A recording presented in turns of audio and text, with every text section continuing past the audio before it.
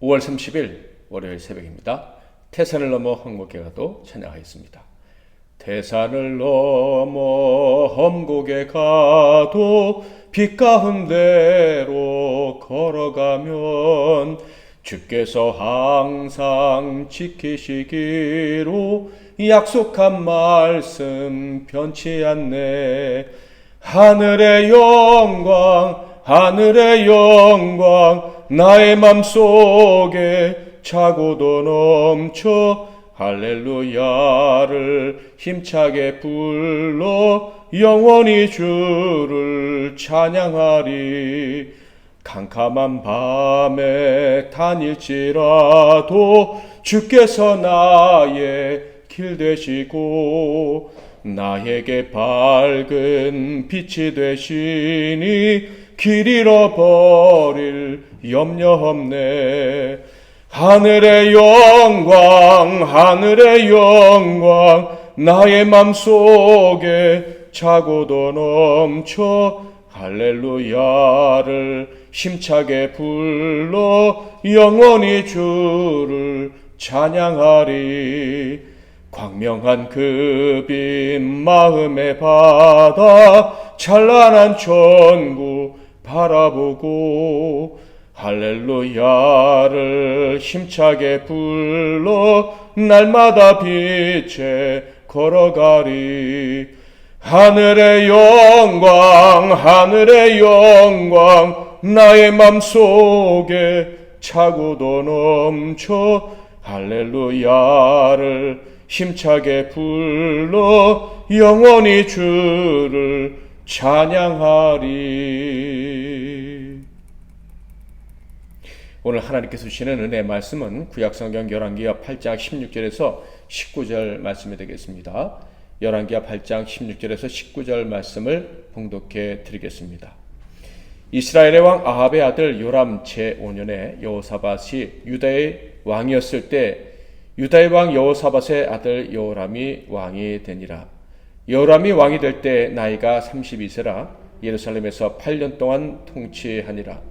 그가 이스라엘 왕들의 길을 가서 아합의 집과 같이 하였으니 이는 아합의 딸이 그의 아내가 되었습니다.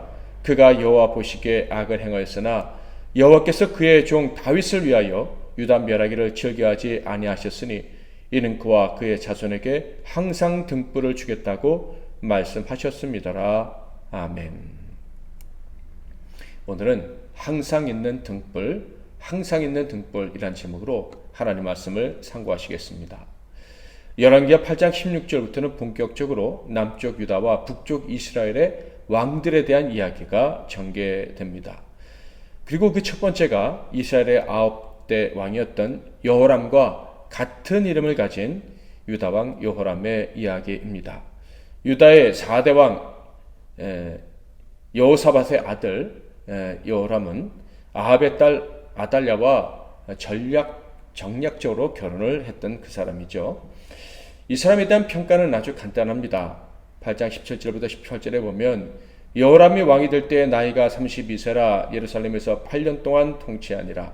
그가 이스라엘 왕들의 길을 가서 아합의 집과 같이 하였으니 이는 아합의 딸이 그의 아내가 되었습니다. 그가 여호와 보시기에 악을 행하였으나. 이 사람이 32살의 왕이 되었고 8년을 통치했다 이렇게 되어 있습니다.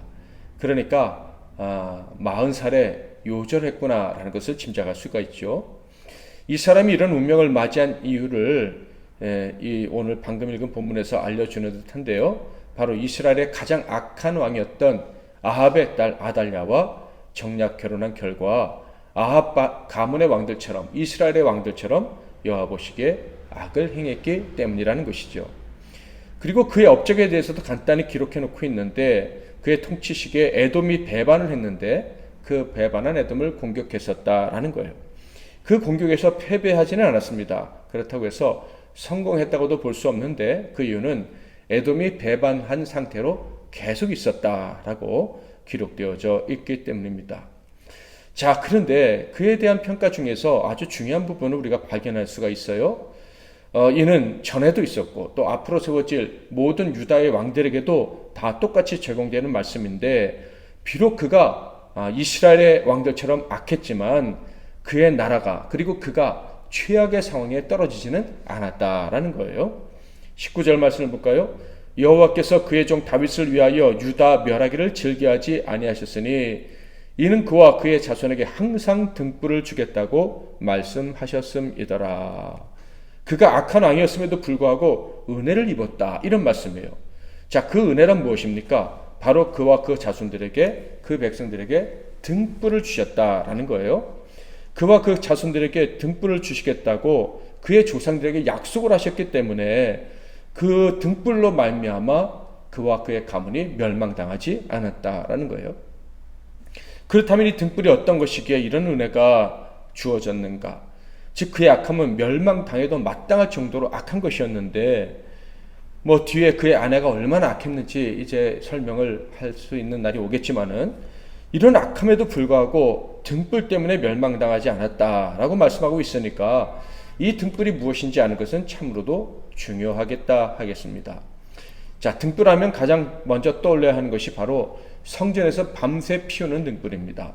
출애굽기 27장 20절에서 21절에 보면 너는 또 이스라엘 자손에게 명령하여 감나무로 짠 순수한 기름을 등불을 위하여 네개로 가져오게 하고 끊이지 않게 등불을 켜되 아론과 그의 아들들로 회막안 증거궤 앞 휘장 밖에서 저녁부터 아침까지 항상 여호와 앞에 그 등불을 보살피게 하라. 이는 이스라엘 자손이 대대로 지킬 규례이니라. 당연히 등불은 어둠을 밝히기 위해서 사용되는 것이죠. 어둠 속에서도 길을 찾고, 즉 바른 길, 구원의 길을 찾고 실족하지 않게 하기 위해서 등불이 필요한 것입니다. 그런데 이 성전에 등불을 피운다라는 것은요, 이스라엘 백성들이 죄악 중에서도 멸망당하지 않고 구원의 길을 갈 수 있게 해주기 위함이다라는 것을 우리는 이해할 필요가 있습니다. 그래서 성막 안에 켜놓는 이 등불은요, 길과 진리신 예수 그리스도를 상징하는 거예요. 요한계시록에도 분명히 이렇게 기록되어져 있습니다. 요한계시록 21장 23절에 보면 그 성은 해나 달의 비침이 쓸데없으니 이는 하나님의 영광이 비치고 어린 양, 예수 그리스도죠. 어린 양이 그 등불이 되십니다. 또한 예수 그리스도 곧 길과 진리를 전하는 사람도 등불로 묘사되기도 했어요. 요한복음 5장 35절에 보면 요한은 켜서 비추는 등불이라 너희가 한때 그 빛에 즐거이 있기를 원하였거니와. 결국 등불은 예수 그리스도의 구원의 은혜와 밀접한 관계가 있다는 것을 알 수가 있습니다.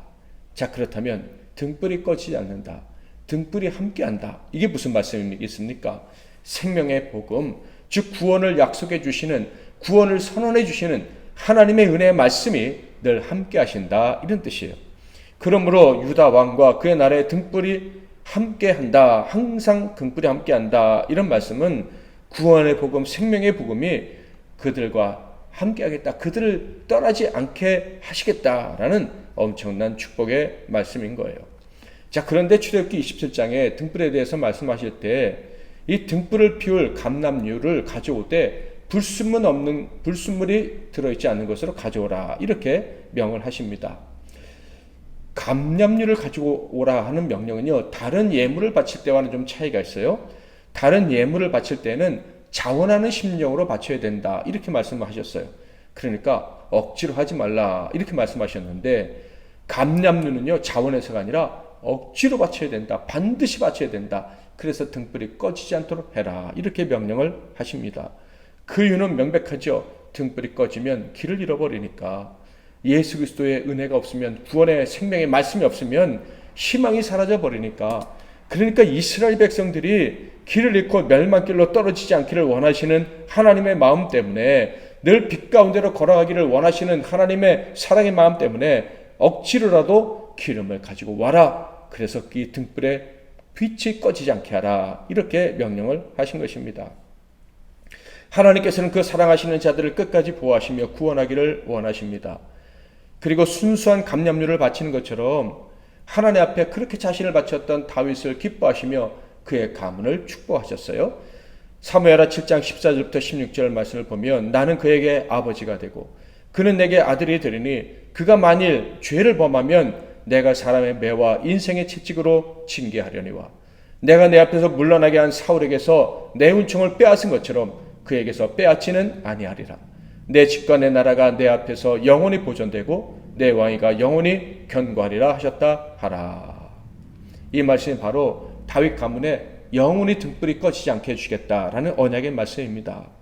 이스라엘 백성들이 그 다윗의 자손이 혹시 잘못을 범해도 내가 너에게 구원의 은총을 거두어가지 않겠다, 이런 약속을 해주신 거예요. 그 언약 때문에 바로 여호람이 악을 행했지만 죄를 범했지만 그 백성들 역시도 여호람 때문에 죄를 범했지만 멸망당하지 않을 수 있었다라는 거예요.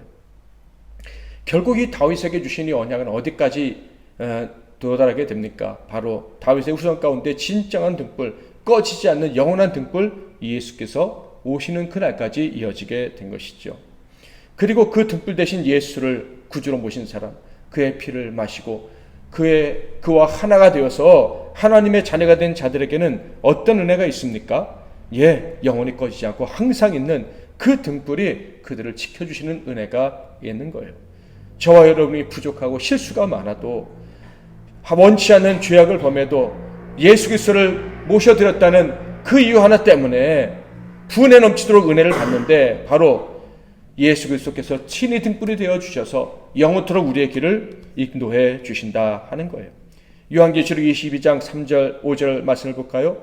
다시 저주가 없으며 하나님과 그 어린 양의 보좌가 그 가운데 있으리니 그의 종들이 그를 섬기며 그의 얼굴을 볼 터이요 그의 이름도 그들의 이마에 있으리라. 다시 밤이 없겠고 등불과 햇빛이 쓸데 없으니 이는 주 하나님이 그들에게 비침이니라. 그들이 세세토록 왕노릇 하리로다. 사랑하는 성도 여러분, 여러분에겐 등불이 있습니까? 영원히 꺼지지 않고 항상 여러분의 길을 밝혀줄 등불이 여러분과 동행하십니까? 예수 그리스도를 믿는 저와 여러분에게는 그 등불이 이미 선물로 주어진 것입니다. 우리가 아멘하고 받아들였던 복음, 우리가 주인으로 모시고 섬기고 순종하기 원하는 그 예수 그리스도가 우리의 등불, 꺼지지 않고 우리에게를 비춰주시는 등불인 것입니다. 그 등불이 부족한 우리와 오늘도 함께 하십니다. 우리의 길을 비춰주고 계십니다. 이 사실을 믿음으로 오늘 하루도 복된 하루가 될 것을, 우리의 허물을 감추시고 또다시 바른 길로 인도해 주실 것을 믿고 나아가기를 바랍니다. 우리의 모든 허물에도 불구하고 우리는 빛 가운데서 결국 걸어갈 것이며 복된 열매를 맺게 될 것입니다. 기도하겠습니다. 제가 잠깐 기도하고 여러분도 이어서 기도하고 하루를 시작하십시오. 하나님 아버지, 다 꺼져버린 심지 같은 저희들이지만은 하나님께서 은혜를 베풀어 주셔서 그 심지에 다시 불이 붙고, 그래서 우리의 삶에 빛이 비치고 길이 보이고 갈 길을 알고 다시 용기를 내어 걸어갈 수 있도록 허락해 주시니 감사합니다. 예수 그리스도로 말미암아 우리에게 항상 등불이 있다는 사실을 오늘 다시 알려주셨사오니 이 진리의 말씀을 믿음으로 붙잡고 빛 가운데 거하는 우리 모두가 되게 하옵소서. 우리 사랑하는 MBC 나눔교회 성도들, 오늘도 빛 가운데 걸어가고 있다는 사실을 깨닫고 기뻐하게 하시며 오늘 저녁 잠자리에 들 때 이 부족한 자를 오늘도 인도하셨노라고 찬양할 수 있도록 은혜 베풀어 주시옵소서. 예수 그리스도의 이름으로 기도하옵나이다. 아멘.